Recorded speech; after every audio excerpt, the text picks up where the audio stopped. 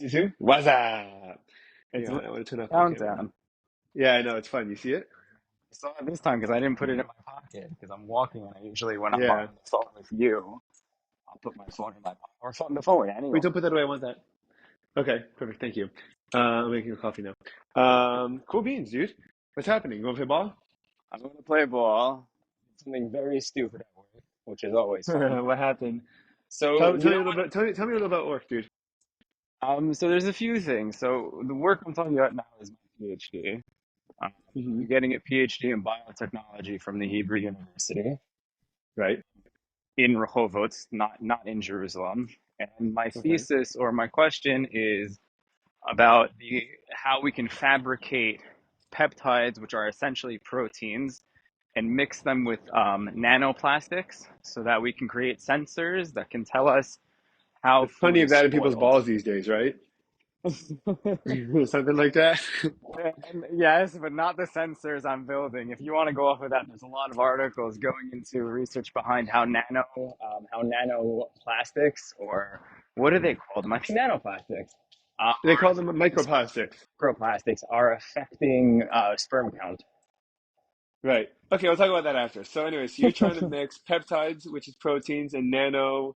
Nanoplastics, they're called carbon nanotubules. Just for lack of better layman's Yeah. term, I'm going to call them nanoplastics. And So what does it mean? What is it? What are you trying to accomplish? So we're trying to create a sensor that can essentially detect when food spoils almost at the second or minute that it starts to go bad. So, for example, my project is on salmon currently. We're going to move to Hmm. different food products. So, salmon has a few VOCs or volatile organic compounds, which basically just means there are different types of compounds in the air that are created by decaying fish, which can be detected in and around the area. So a good example is imagine someone smoking next to you and you only smell the smoke when the air or when the particles get to your nose. So essentially what I'm doing is creating an optical nose because we're using these sensors in a way where they're going to fluoresce or emit light, which will tell us if there is a certain amount of spoilage. So there's a few chemicals I was working on today, which were a little bit. And I'm sorry, real quickly, just for my own understanding.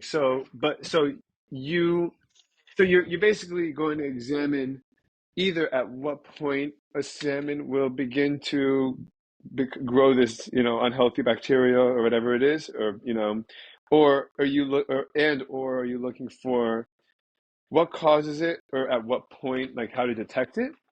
Right. Oh, so that was the question. Yes. So it's sort of it's not a chicken or the egg type of story. So we know how food spoils.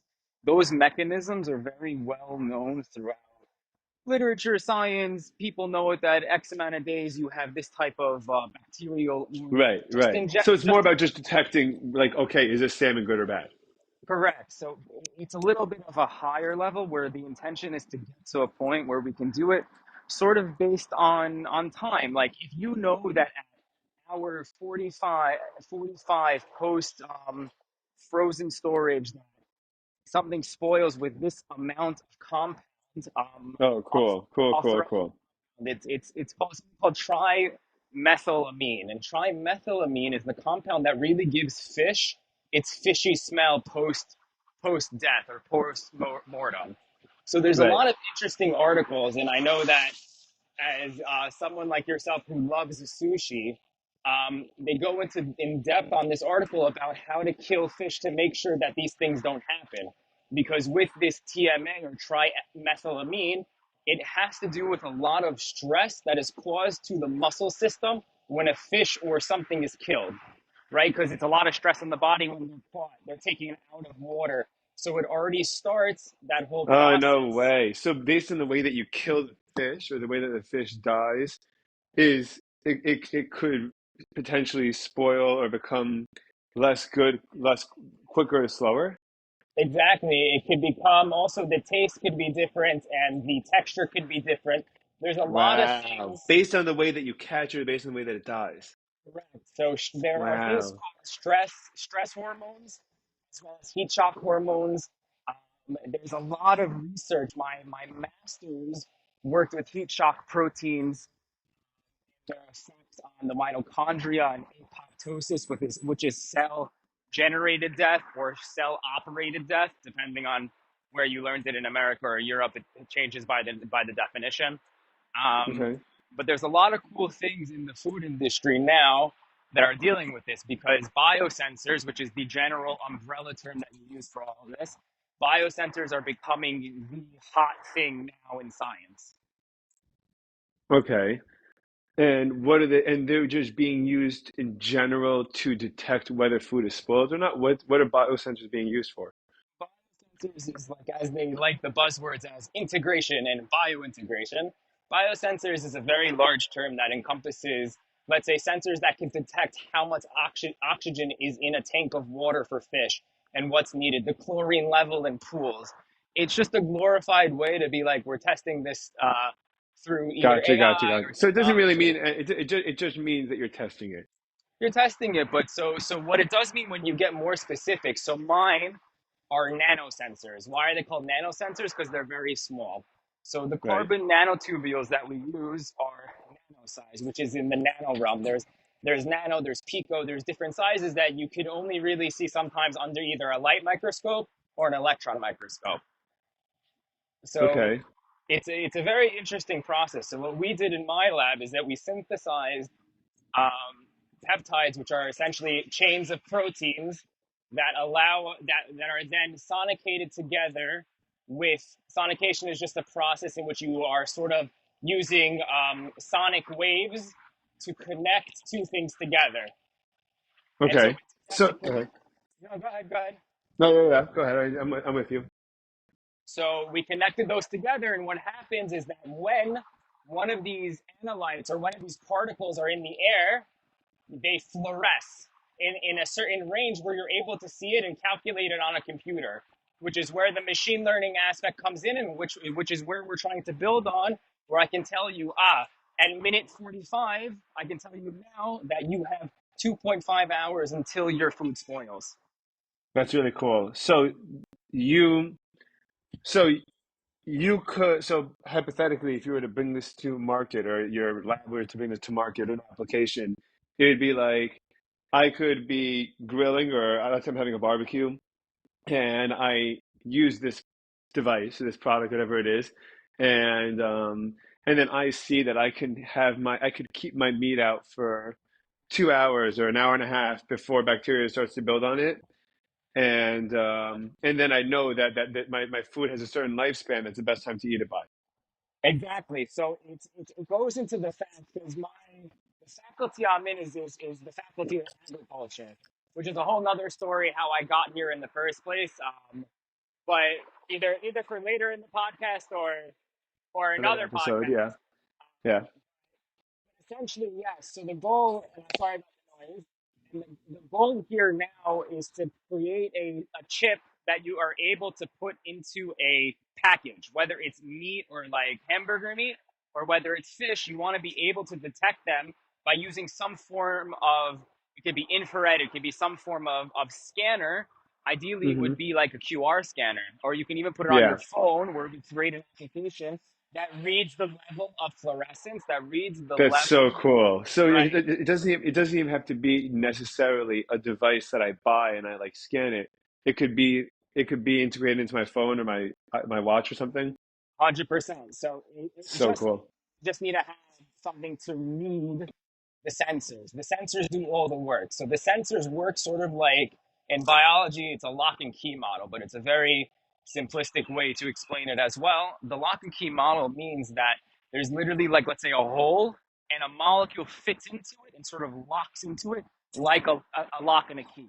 So Right. basically, what happens once those things attach, they cause this light to, they cause a photoluminescence, cause an emission, and we catch that emission. So imagine if your phone flashes, we're able to catch that emission and tell you, oh, okay, there's a high level of ethanol, which is ethyl alcohol, which is similar to the alcohol that you can drink.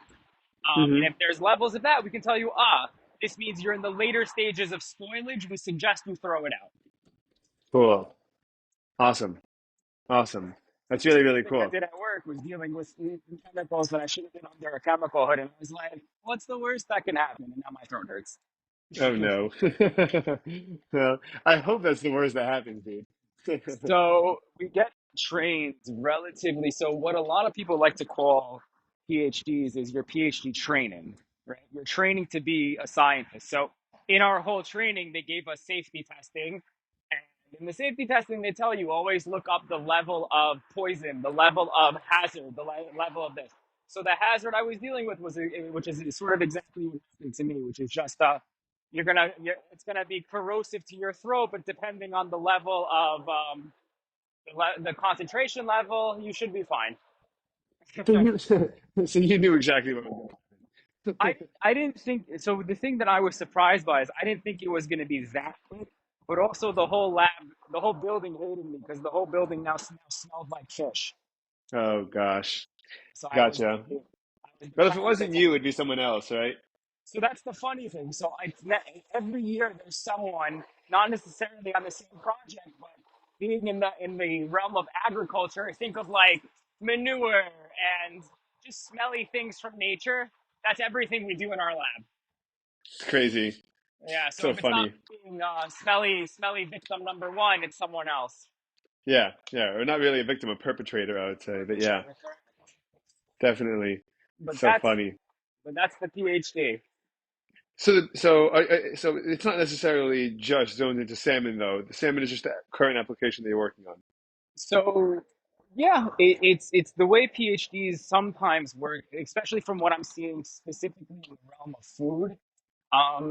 They work on grants. So the general way academia works is you have a grant, you can hire a PhD or a master's student or even an undergraduate. So for my grant, the money that's paying me is they want me to build this library of proteins, of peptides, but they want it to be specifically working on fish. Gotcha. Gotcha. And but you can take. So I know that Jason had this problem, or at least he told me he had this problem, and that a lot of college students or PhD students have this problem. Is that when they work for a lab, no matter what they discover, no matter how hard they work, no matter what they do, everything is under the umbrella or the ownership of the person of the lab they're being sponsored by or they're working for, Correct. right? So So I'm being so you wouldn't be able to take this technology.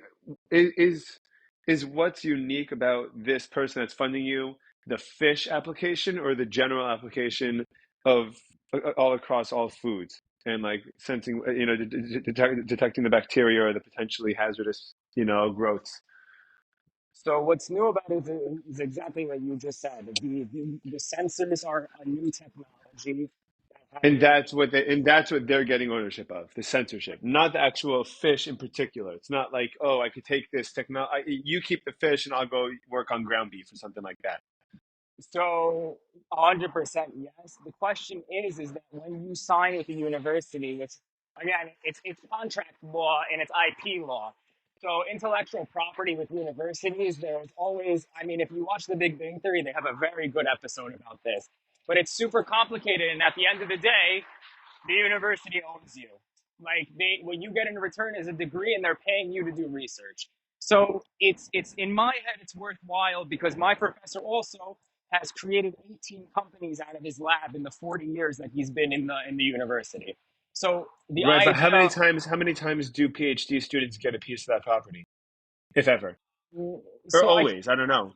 I can sort of go back at you with the same thing where how many times do startups give um, enough equity to a founding member that's not diluted at the end, right? So it's like your Well, first it might be company. diluted at the end, but they're still a part of it. Like they're still getting in way below, whatever the the IP the first offering is, that first day that people are buying it.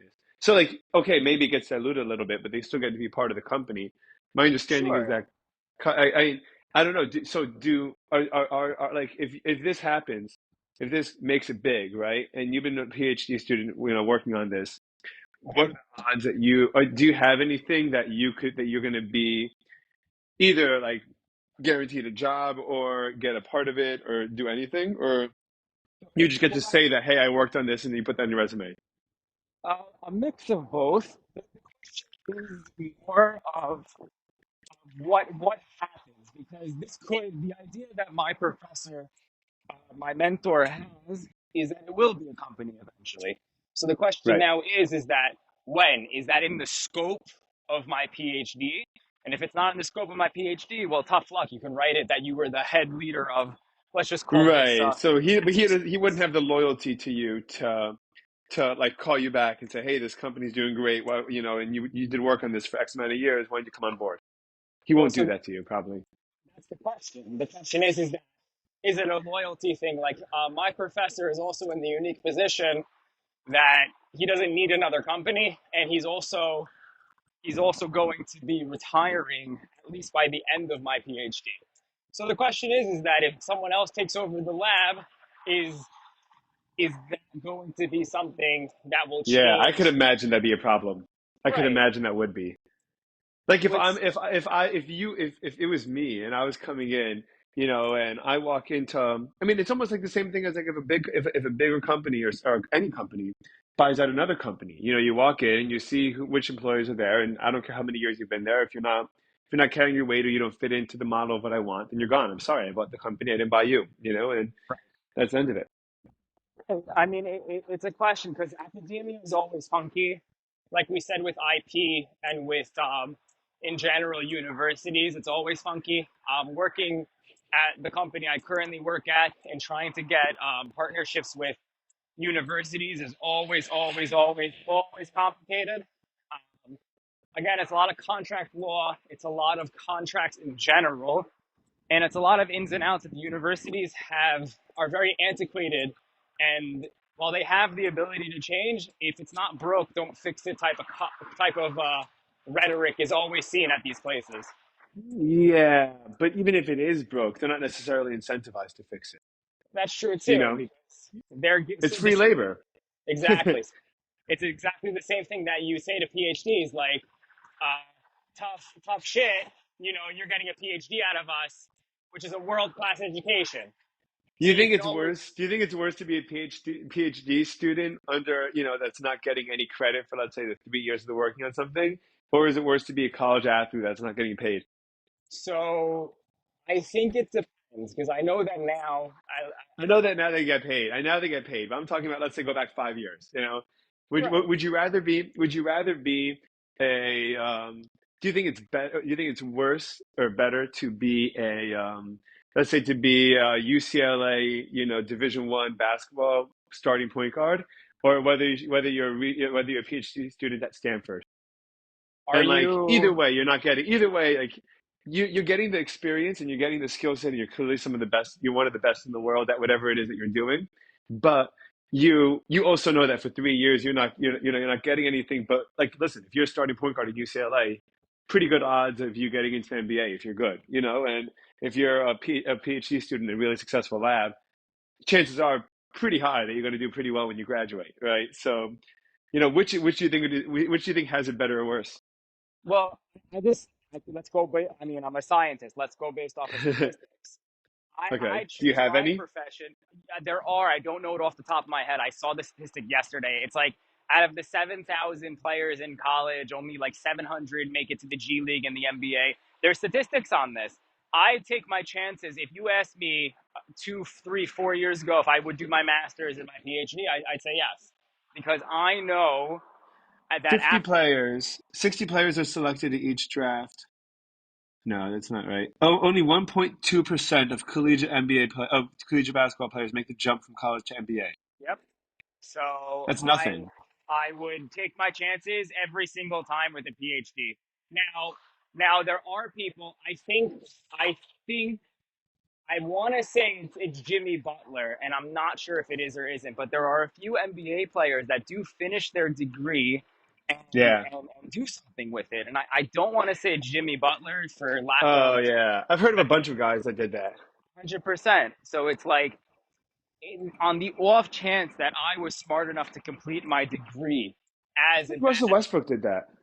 He had a 4.0. That's one of the reasons why he's like my favorite player is because Bam had a bio also, and you know who also is Jalen Brown. Jalen Oh Brown went yeah, Jalen to Brown.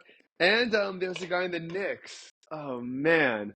There's a guy in the Knicks that apparently he was a point guard and or maybe on the Orlando Magic. I forgot who it was. He was a point guard and everyone and every and like and I think he got I think he got like a master's in math or something like that. You know, and it was like he was really, really brilliant. Um and then yeah. I'll look it up while you finish your point. I would take the PhD because again, basketball, while fun, I'm actually walking to play basketball right now, is a sport that I would invest time in. But if you were going to tell me that on the off chance, I'll get into the NBA at a 1.2% versus basically a 90% chance I'm going to finish my PhD, I'll take the PhD Yeah. day. Yeah, definitely. I hear that. Even if it was 50-50, I'd take the PhD. You know what I mean? Like it's these are things where it's like, as we also get older, these are the questions where it's like, I went 100% from the three 2 nights ago on 3-on-3 Israel street ball. I can make the NBA. No, like, Yeah, of course, but I'm saying, but if you were to dedicate yourself as like a, like your life, like you're dedicating your life, and you want to be successful, and you like a bunch of things, you know, um, which one of those you would pursue, that you'd have a higher chance of succeeding. But yeah, I mean, it seems to be a relatively easy call now that we looked it up. It's an easy call. Like there's definitely more money, not money, but more opportunity, I suppose. for I sure. can't find these.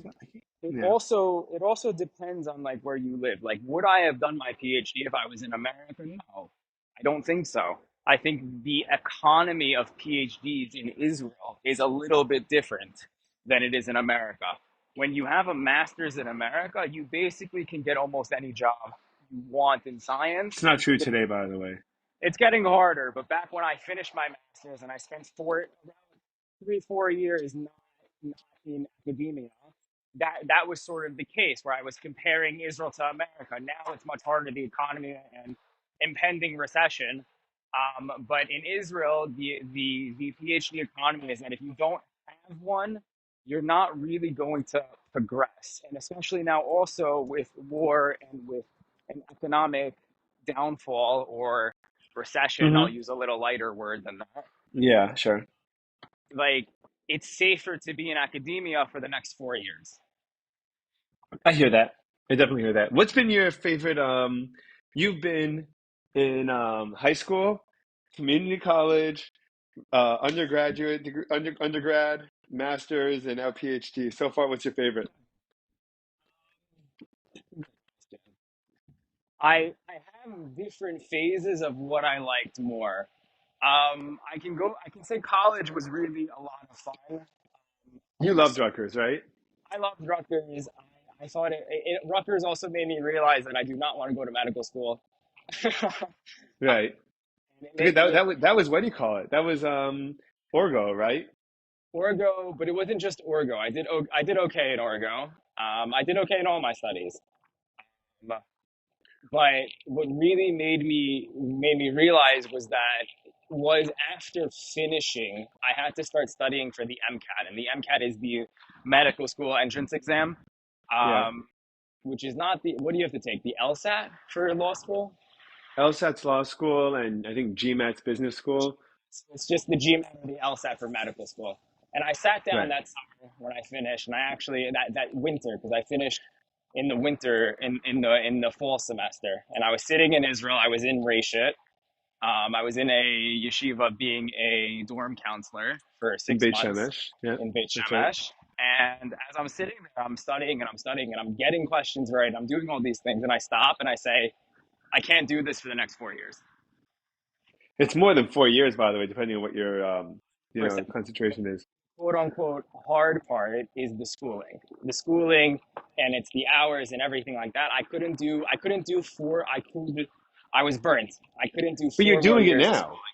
It's different. It's very, like very like different. when you were there. I think it was 2018. 2024, dude. You're still in school. Also, think about it, where I went straight to my master's post 2017. I was in my master's right after college, post 6 months, but right after college. And then I stopped for 4 years. So at this point, 4 years ago, I could have already been, at this point now, I could have been done with my PhD if I went straight. And I had the opportunity. But what happened was Corona. Right. I was gonna go straight into my PhD and also work at this company that I'm still working at, but things didn't. I'm very happy for that because now me and my Yeah. significant other are living in the same town because she goes to the Weizmann Institute and I'm right across the street at the Faculty of Agriculture. So it's very Right. much everything works out for a reason. So I'm Yeah. Well. Yeah. very happy it worked out that way.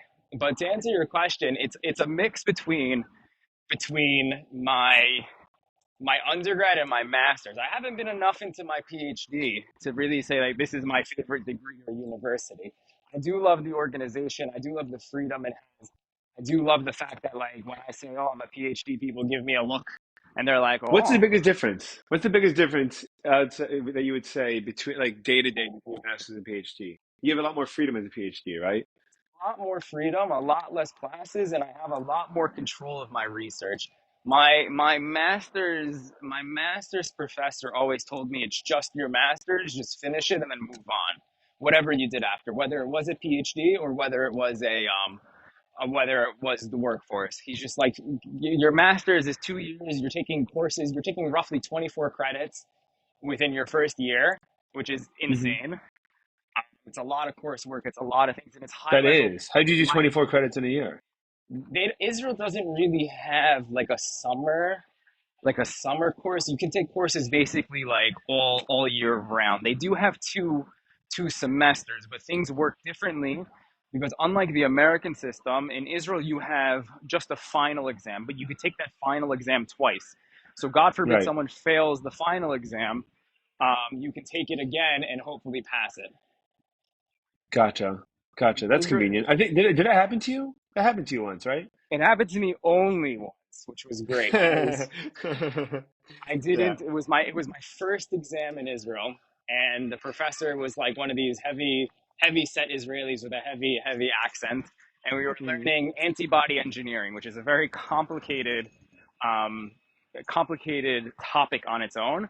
And with that being said, he taught the class, and then I'm studying hard. I'm spending the whole weekend. I'm doing everything I can, and he's like, "Oh, it's open book, open this." And then he said, and then we take the test, and I'm just looking at it, and I'm just like, "What are these questions?" And he hides the answer in the. It was a weird thing. I got the first time around, I got like a 75. The second time around, I got like a 95.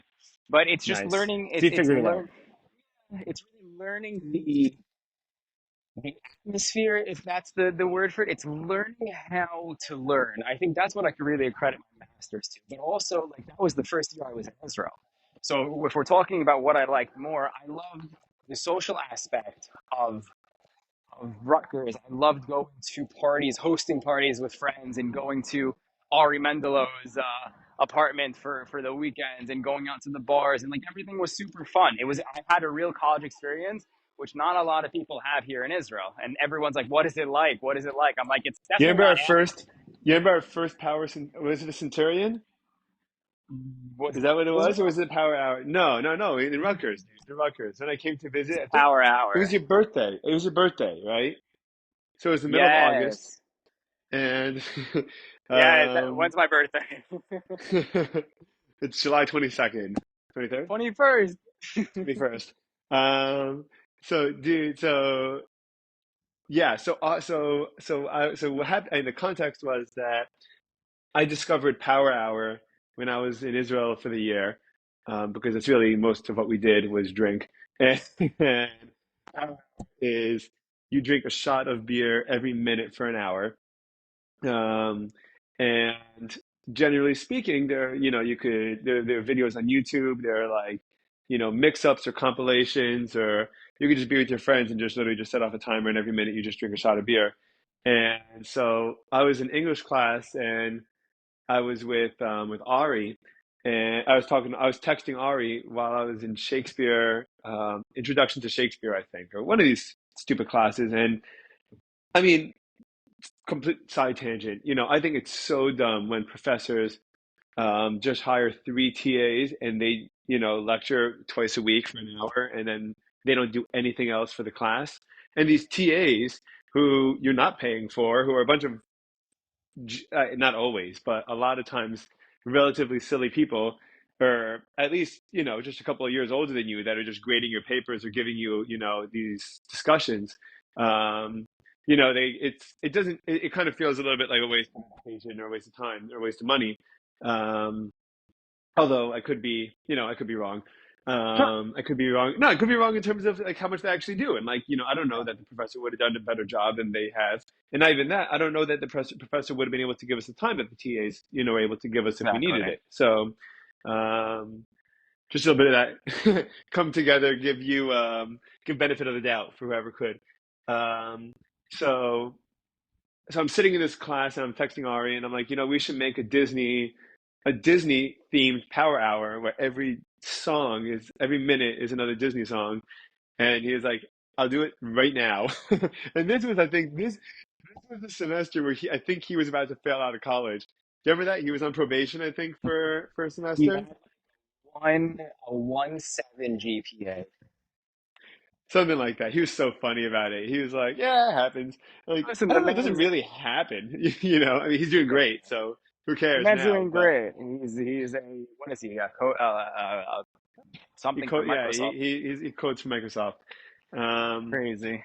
but so he's like, "I'll do it right now." I was like, "Okay." So I used that class time to come up with a list of 60 songs, and I sent it to him, and he downloaded each of the videos in like high HD, and then Yeah. and then spliced them into a 60-minute power hour video. So then it worked out. We came over, and it was your birthday, and we did this for the first time. It must have been like six or seven people there, right?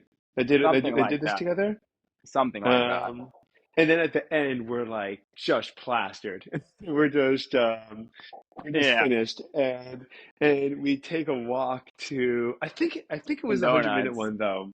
Yeah, we It take a was walk the to Dunkin' Donuts. Centurion. It It was the was my 100-minute one, 22nd. right? Now I remember.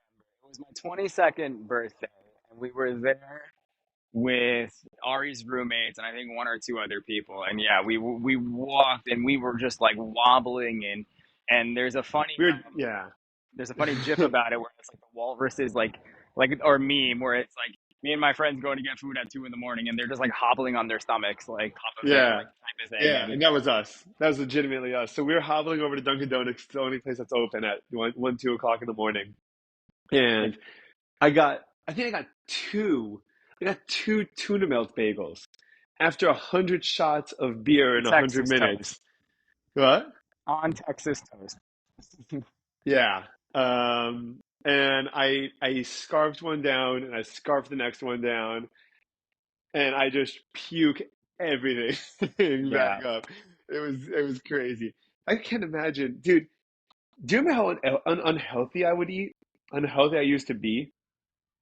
Yes and no, because it was very like different because like I can argue that I was unhealthier. I just worked out more or played more sports at that moment in time. You were like unhealthy because you would go through like I don't want to call them binges, but you would drink a lot of beer. You would do a centurion every week. I You would do a know, power hour. I would do a power hour every weekend for a while. yeah. I have I pictures did it on in my college. I phone. did it in Seattle. Yeah, but I haven't done one in years. I don't know We're how I'd not. handle it Nope, we're not. You have a kid. We're not doing it. ever again. That's it. I don't. I don't Until know the day I about. die. No, let's save it for like my bachelor week type of thing. Yeah, dude. Oh my God. I can't even. I can't even stomach the thought of it, dude. I can. But I don't really drink anymore. I don't really like. We used to. I mean, we drink on Fridays when we do our cheers to the weekend type of thing. But other than that, yeah, the old college try doesn't really happen anymore. no, no, no, no. Unfortunately, it doesn't. But you know what? I mean, it's kind of for the better. 100%. And I've been fully embracing the getting older dad life. This Friday, I have a beer chat that I'm in. I'm in a craft beer chat, and it happens to be probably one of the worst influences on me to date because these people send these pictures of these crazy craft beers, these delicious beers, and I either have to go find them myself or I get it definitely gives me that dopamine rush to see it, and then it encourages me to go ahead and open one. And I get that dopamine rush Right. for that first sip of beer, and I'm like, shoot, now I feel guilty because I don't need the rest of this beer, and it's a full beer, and it's like For 500 sure. calories, and it's not worth it. But so I sent it. So this Friday, I took a picture of a cool beer that I found from a prestigious brewery. It's called Other Half, and Mhm. this was like this dessert stout, waffle, maple syrup, coffee, chocolate. 12.5% Wow. aged in bourbon barrels, and I take a sip. And I send a picture to this group chat. My sister responds to me, and I'm like, "What? Why are you responding to me?" And it turns out that I accidentally said it as my story on WhatsApp, Ah. and I'm like, "Oh my God, this is the most dad thing I could do is Yep. is accidentally send a picture I'm sending to one person to my WhatsApp story for all my contacts to see." It's so funny, but I was like, like that's dad phase, dude. Like that's the part of life we're in now, man. And you just Yeah. got to embrace it.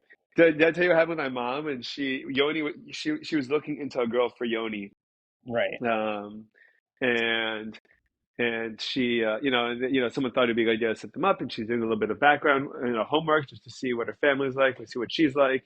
Um, and and she sees a picture, and she was going to send a picture to someone she knew to ask if she knew her, and she accidentally posted the picture on her status, and like with like the caption, No. like, I'm looking at this girl for Yoni, like, what do do you know her? And my sister calls and goes, Ima, you have to take that. You have to take your status. She's like, what I do? She's like, you just Yeah. shared that for all your contacts to see. Like that you're looking into this particular girl for Yoni. It's Wow. so funny. So I mean, crisis averted. I think it was like an hour or something like that. But it was so funny. It was crazy. Did Yoni end up going out with this girl or No, I don't think he did. okay? So I no don't think harm, he no did. I foul. am curious. Yeah, yeah, definitely no harm, no foul. Um, Yeah, I am curious about, what his dating process is going to be like because Why? so I dated for 3 months and I was engaged for 3 months and then I was married. So I was but for my first date with my wife to the day that we were married was like I think under 7 months. But I'd known her for a little while beforehand, Right. but I'd been in a couple of anywhere between 9 months and 2 year long relationships. And I don't know, I don't know that I would have been able to marry my wife so quickly if I didn't know her in advance. Like when we started going out because she was my sister's best friend, when we started going out, I knew her. I knew my family liked her. I knew what she was like. I knew a lot about her personality. I knew that she was, so when we started dating, it wasn't really so much like I already knew a bunch. I already knew what my family thought of her. I already knew what I thought of her family. I already knew like a lot of things. So at that point, it was really just like do our life goals align or Mhm. do they not? And can you and I get along? Do we see each other getting along? For the Right. long ride. And like that was pretty much it. It doesn't take but I think it takes time for the other stuff that I already knew to come to fruition and to realize whether someone like whether they're compatible with you or not in that sense. For And sure. I know that my brothers, I know that a lot of people don't date for long enough to necessarily even find all that out. You know, I completely agree with it. As someone who's relatively always been in a long-term relationship, I think now knowing that the person I'm with is going to be the person I'm with but can you is can you can you imagine it being like? Can you imagine getting married to someone you just met after 6 months? well, I both of us knew after 5 months that we that you're my person. So Well, I yeah, but get you're not married. right. I mean, right. I would like to be. But Right. the thing is that 100%. I think 6 months is definite, at least in our circles. The mindset is like there isn't so much, like you're not a serial killer, like we don't have these crazy stories, you don't all of these things, but like yeah, I think 6 months is a good amount of time when you're mature, meaning that you're not relying on you as someone who specifically, even though we did make fun of you for it, we're like, you're crazy. It's been 3 months. How do you know after 6 months? Yada yada yada. But like, at that point, you hit the maturity thing. Like your friend, I guess our friend, got married after I don't know 2 3 weeks of dating. But like something that your mom said to me that always sticks with me is that like It wasn't it's the two, next 3 weeks. It was 2, 3 months, dude. same And I thing. think it was even longer. I think it was like 4 or 5. But he was engaged. He was engaged after a month. Like it Okay, took them a month to get engaged, and they had a 3 month long engagement. I think. fine. But the thing is that like something that your advice that your mom gave us or your mom told us, and because I was always we were like 21, and I was like, what? That's crazy. How could Mary get married? And it's just like the stages of life. You feel like you've hit a certain maturity. You feel like you've hit a certain point. Whether or not you're lying to yourself is a different story. But Right. I will say to you, And how mature are most people at detecting whether or not, like, I think at this point in my life, I I'm pretty confident. I wasn't for sure. I used to say that I could do a lot more than I could, and and I'd have a harder, easier time admitting it.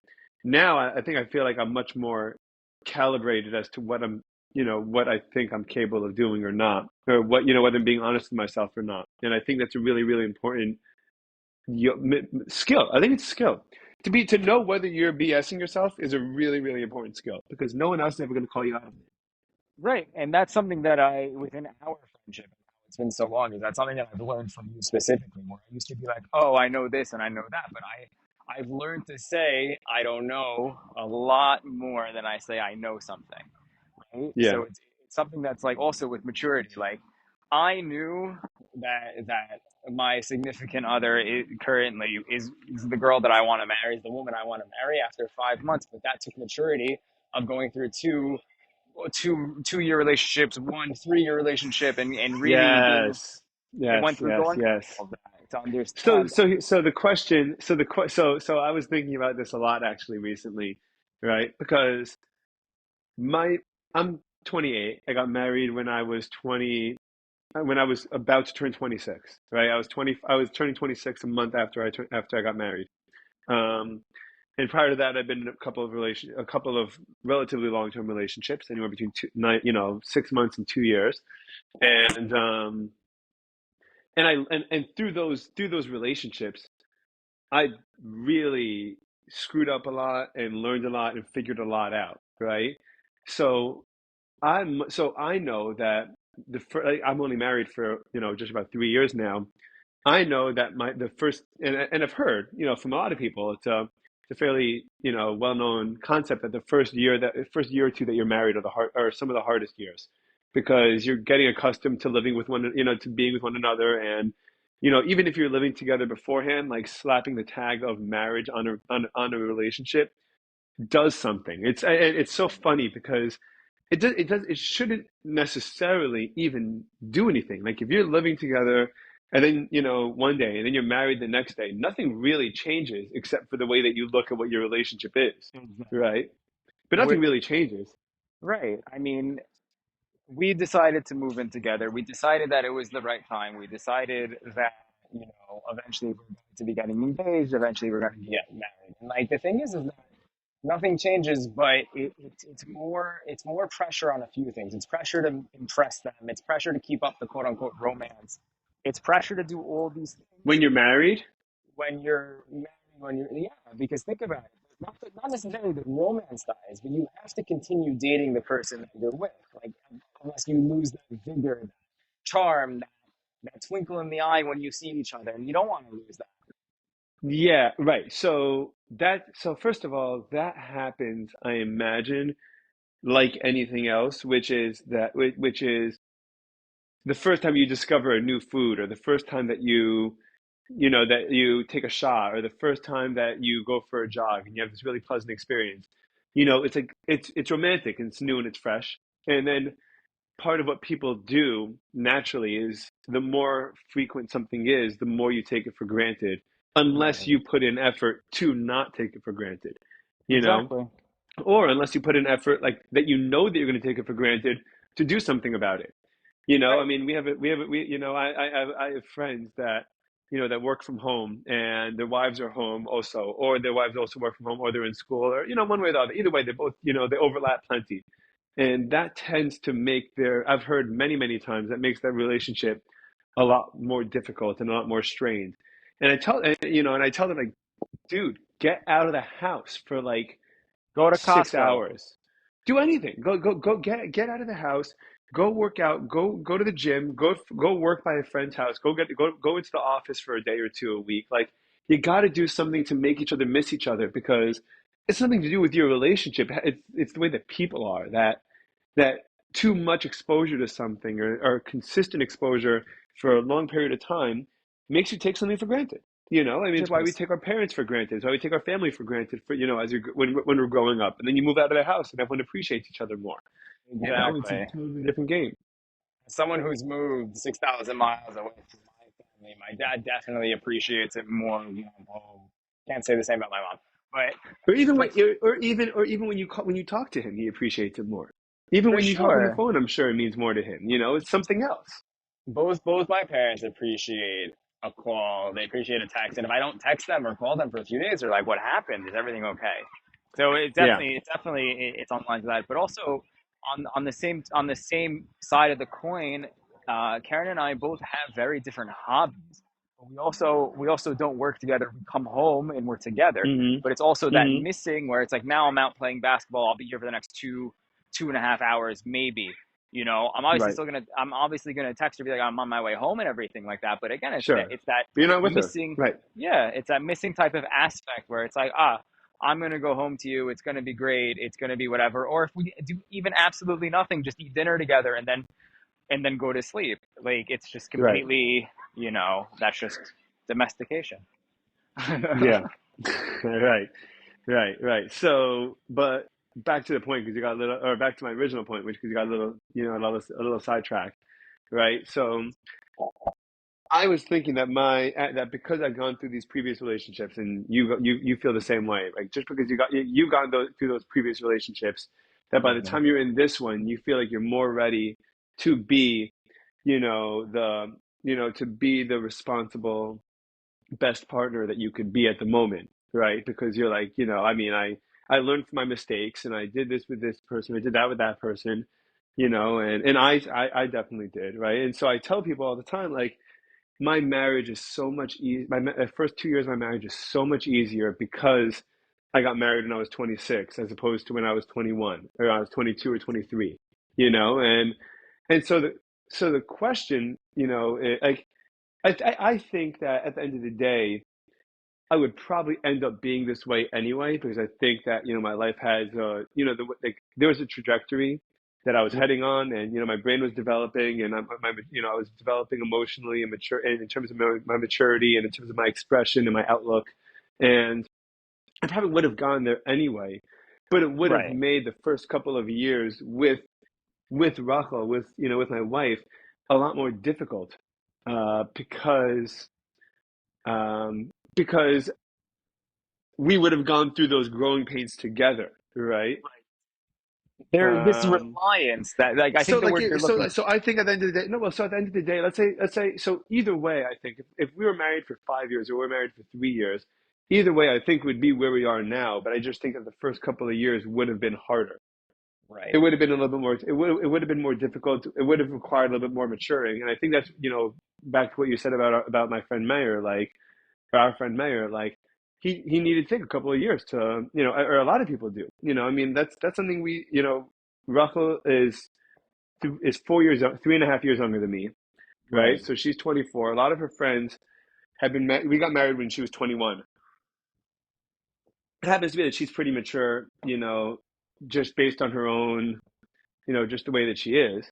But Right. a lot of her friends were, you know, getting married around the same time at 20, 21, 22. And you could totally see 3 years later, how different how much, healthier and better their marriages are. Right. Because now they're 25, 24 to 25, 26, that they've kind of settled into themselves and grown up a little bit more.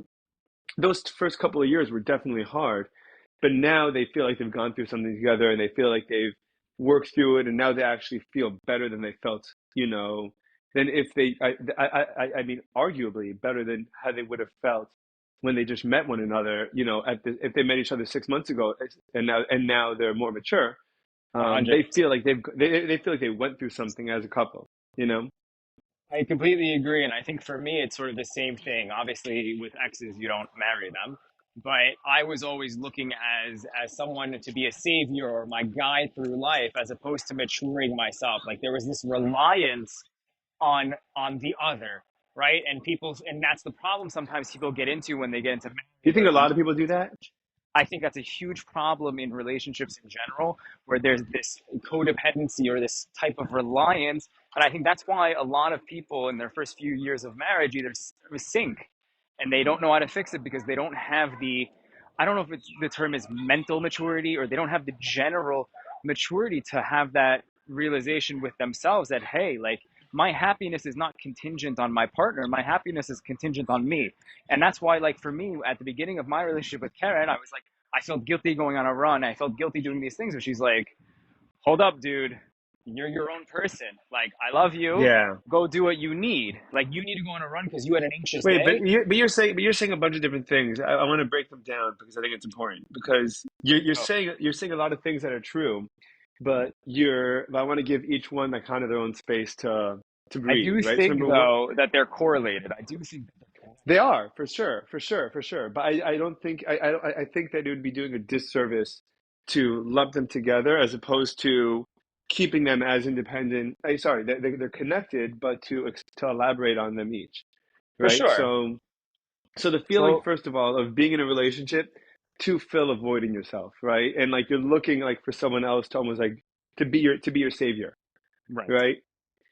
Which means that it's difficult, it's painful, and it's hard to be growing up and figuring out your way in the world, especially when you're by yourself in another, let's say another country, but even another state or another city than For your parents sure. growing up, right? And so you feel this void, you feel like this insecurity that you don't know where you are, what it is you're trying to accomplish, what you're trying to do, Right. and then and you have two options. You can either distract yourself or have someone or yeah, either distract yourself, numb yourself, which is why people drink or turn to drugs or turn to television, or will just sit hours and hours mindlessly, just trying to distract themselves. Or they can get into a relationship for not the right reasons, which would be, I just don't know how to be myself, and so I'll just focus on you because it's easier Right. to focus on you than it is to focus on me, That's right? what It's I easier did to, in my yeah. relationships, is that So I'm tell so I'm a tell me about that, dude. So I'm a very, very, very big giver, and if I receive, there's like sort of this guilt that I feel. So my solution was to always give, give, give, give, give, and then expect someone to understand that I needed them to fix my receiving capabilities, if we're gonna say it like that. And then until I really was alone, and there was a good year and a half or so before I met Karen, um, where like I had to learn that, like, no, like I have to be able to receive and also give. It does not have to be at the same rate. However, my big problem was I would just give, give, give, give, give, give, give. It would give this false sense to my partner of, oh, I'm okay, and then my emotional, physical, mental needs were never taken care of.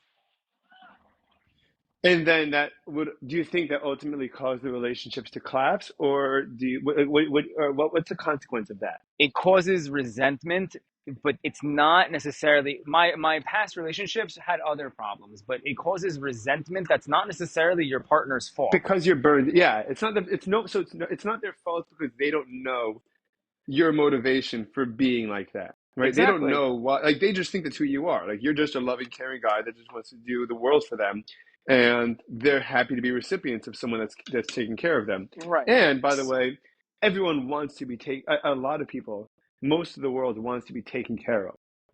Right. It's comfortable, it's protective, it's easy. It's I mean it's everything that a lot of people are just looking for in life is to be safe, comfortable, and have someone that's going to take care of every need. 100%. And that's where, how did I know that Karen was the one? Is that in those few months before I was like, wow, this is insane. This is nothing I ever had. Those questions were like, how do you need to be taken care of? And she's like, no, you need to stop giving me everything every second. Like, in essence, be hard to get. Like, I love you, but be hard to get. Like, I don't want you to just get up because I told you to. I want you to, have some, pep in your step, because that, like, I would do the same thing for you. And never before have I had that in a relationship where it was Right. sort Where of someone wasn't reciprocal. just happy to just receive, but Right. they wanted a little bit more give and take and substance to it. Because they knew that from relationships that they've seen, from relationships that they've had, from relationships that you know worked, and the questions they've asked, like, it was the maturity beyond years of understanding that these relationships work because there is a give and take. You don't always have to give 100%, but there are days where I need you to give 70% and I'll only give 30, but there are days where I give 99 and you give 1. So there's this ebb and flow, this give and take, that's very important, that I think that initially in relationships that aren't, like, more in the more orthodox religious world, that take these 4 months and then they get married right after it, they don't have the ability to mature to that. So that's why in those first few years Well, I think it's a little bit rougher.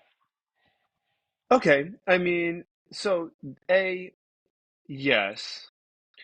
B, I would like, in defense of the Orthodox, more religious community where they don't seem, quote unquote, as set on like, seeing how compatible you are and kind of just like throwing you together to get married. First of all, their marriages tend to last longer and be happier.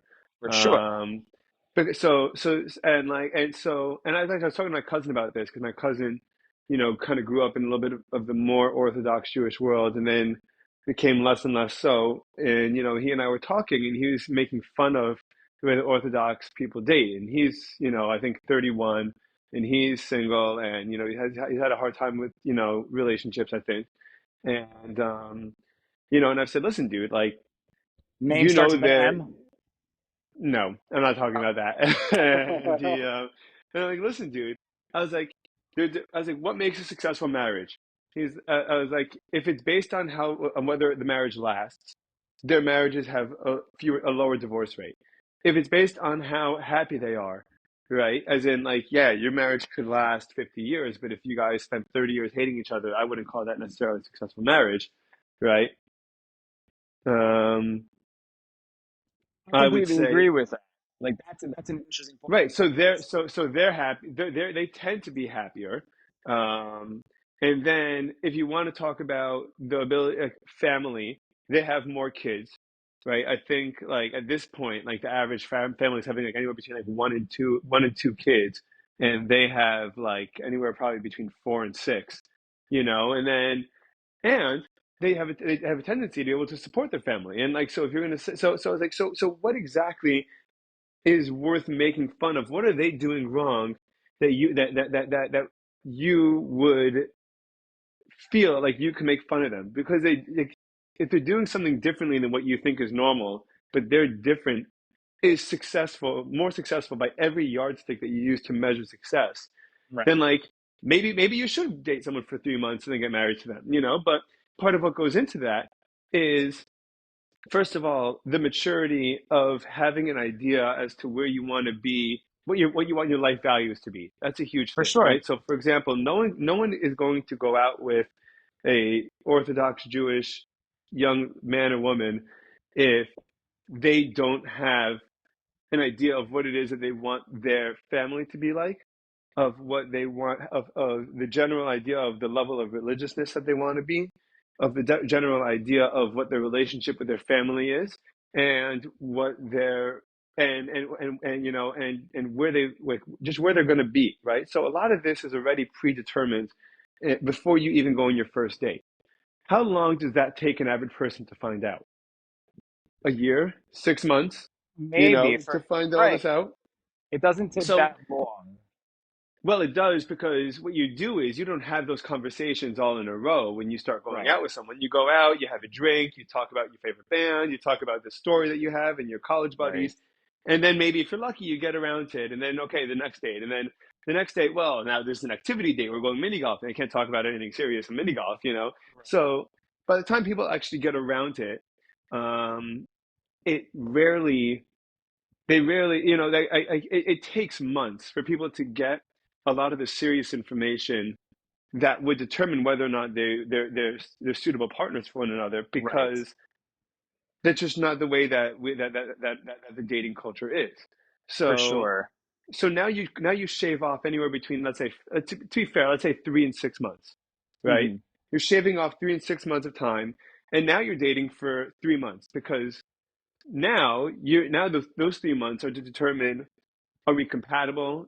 How are our personalities? Do we like spending time together? Does he make me laugh? Does she make me laugh? Do I feel Right. comfortable telling her things? Does she feel comfortable, Right. opening up to me about her family? And then you're like, well, I know what they want.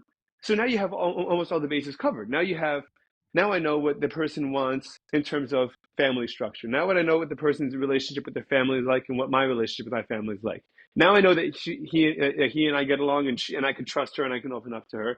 A And you hundred know what? percent. This is someone that our goals align, and so let's get married and let's do this. And so I actually think that I think that it's a far more efficient way of dating, and I think that in theory, if people took these dating apps more seriously, like Hinge, or whatever, if they took them more seriously, that could give you a really, really good design, or a really good just basic format to determine whether someone is interested, and hypothetically get rid of a lot of the things that you would wait to find out in advance, For if sure. these apps were done right.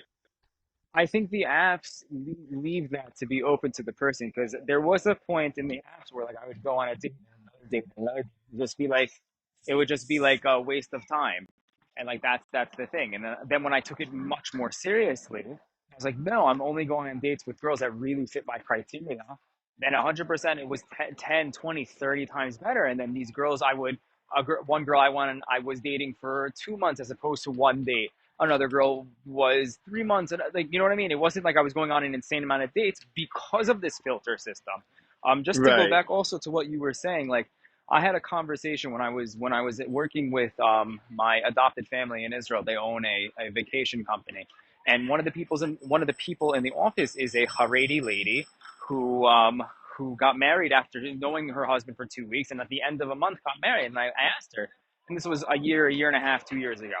And I was like, how? She was like, because you have this value system where you're building a home together. You can, in her, what's it called was, her point was, we are building a home together. These are built upon clauses, if you want to call it a contract, in the contract in which we are building this home together. If you are ready to build a home together and with Jewish values, with certain values, let's put the Jewish thing aside, you can technically marry anyone, and I say that very loosely technically. You can technically marry anyone with the idea that you both want to make this work. And if you both want to make this work, then you have a Right. partner in life. And that's really something that like is an understanding. And that's something that I have in my relationship as well. We can fight, we can even go to bed angry. But Right. tomorrow we come back together and we talk about it and we deal with our problems and our issues and we understand that there's no end to this. The end to this is till death do us part, as you say Right. in a Christian wedding. And that's really the Right. ideal Right. that I think that is a beautiful thing. And it took me a long time. I used to make fun of more religious people. Like, how can you do this? You're a joke. You don't know anything. But you also see, once you get older, I guess, also, you see the beauty in which that community lives on the values of Judaism, on the Yes. values Yes. of the Yes. Yes. holiness Yes. of the home. And it's such a Right. beautiful thing. I used to make fun of your siblings because of that. I was like, why are you Until this you saw religious? until you saw how happy they are. Seriously, It's not, until you but it's saw, not like, just them. It's not just them. It's I know. when I moved to Israel, and your mom used to try to always dig this into my head, and I had a thick skull back then, And thank God now I have a much thinner skull for information and things. And I do love that fact about myself where I'm a sponge to things, because it's like the come together part of this podcast is exactly the way that I see my life now also. It's like I see no point in hating someone if you can learn something from them, or hating is a very strong word, or disliking someone, because there's always something to learn. You said this with Oren. No matter the smartest person in the room, the dumbest person in the room, whatever person in the room, there is always something to learn. And the beauty behind these relationships, to get back to the main point, is that these relationships are beautiful because you have two people who might not love each other at the beginning. Yes, they might be Right. attracted. Yes, they might be into the hobbies They grow or into the love. They're committing to grow into exactly. love. Because the thing that I've heard from a lot of psychologists, when I like videos online, and they're psychologists and counselors, love counselors, whatever you want to call it, of what is it? I think it's infatuation is the start, but love is a choice. Like you Right. choose to love this person because you've committed to this person, and the love doesn't last. Love is a choice. So love consistently comes and goes, and there are major differences in all of these things. But if you choose to say I love this person because they help me with my this, we do things together, they're their own person, and it's both sides. It's not just the fact that they are something to me, it's that they are something to themselves. And that's a very important point. Yeah, definitely. Definitely, definitely. It's yeah. I mean, yeah, so obviously we got sidetracked, but in a good way. So that's so back to what you were saying was about so that the people start dating originally because they are lonely and you're just looking for someone to fill that void, right? Right. And then you added on to that that there's a second Um, you said there's a second part. it's sort of I'm forgetting the term now. I know what I want to say. I know the word, but it's not on the top of my tongue. Yeah, I mean it Okay, is on the forget tip of about my it. tongue. No It's problem. If you something think about it, let me know. resilience. I Re- think I said no reliance. Resilience, It's reliance being on it's what? being reliance on the other person. It's the inability to recognize that you have to be independent. Like your person is not going to fix you. You have to fix you. Yeah, yeah. And like I mentioned to Oren, and like we talked about, the other day, that it's not only that they have to fix you, that you have to fix you, but you couldn't even be in necessarily a healthy relationship unless you have something of substance to yourself. Like unless you Right. have something to offer, and like Right. whatever makes you you. But yeah, hang on, actually, one second.